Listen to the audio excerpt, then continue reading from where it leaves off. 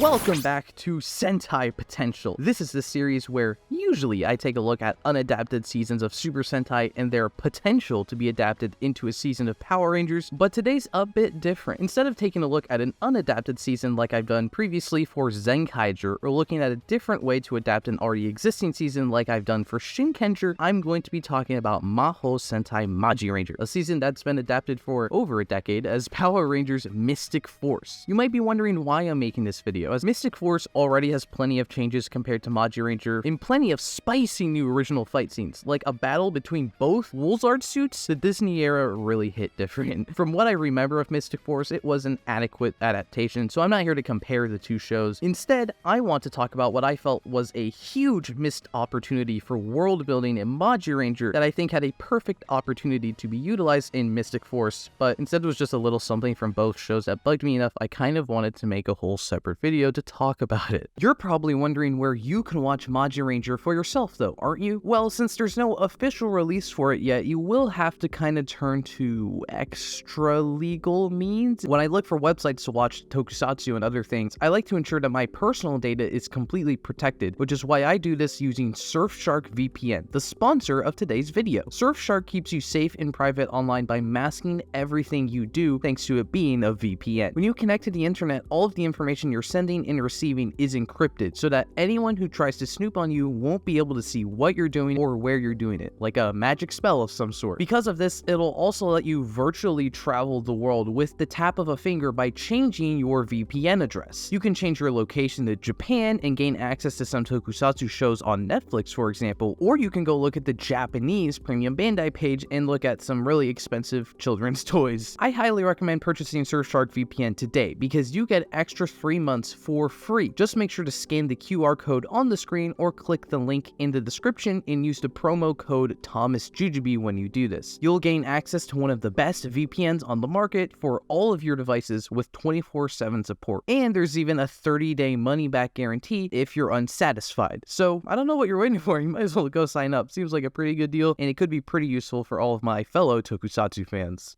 In Magiranger, the powers of the main 5 Rangers come from the 5 different Holy Saints of Magitopia, meaning the main Ranger suits are channeling/inheriting the powers of Holy Saints. When Magi Shine is introduced, he isn't channeling the powers of any Holy Saints because he is the Ranger form of Holy Saint Sungel rather than an inherited manifestation of the powers. You can kind of see this reflected in the difference between the designs. Magi Shine is a more armored design since he's his own power source, while the Ozu siblings aren't as bulky since something else is powering them. The same applies to Woolsard Fire, since he's another Holy Saint manifesting his own power as a Magiranger in the form of a bulked up armored elemental knight, which looks hot. So we have characters harnessing other Holy Saints for power and characters who are Holy Saints creating their own power. The missing world building to me is that we never got a character or characters that showed both sides of this. Essentially a Holy Saint Ranger and a Ranger that channeled their powers separately. In the Magiranger movie, we briefly meet the 5 Holy Saints that the Magirangers use for their power, but they're only on screen for like 10 seconds. I love the movie we got, but it would have been so cool if they were incorporated into the story with their own Ranger forms. Something like Flagel attaining his own form called Magi Flame and fighting alongside Magi Red could have been so cool. It would have let us see 2 different Ranger variations of the Flame Gel powers, when he's using his own powers and when someone else is using them. It could have been like a different variation on when Megazords swap limbs or when Kamen Riders use each other's gimmicks. It's like a little bit of world building that fills out the lore and the powers within the universe, and would have been neat to see in my opinion. The Legend forms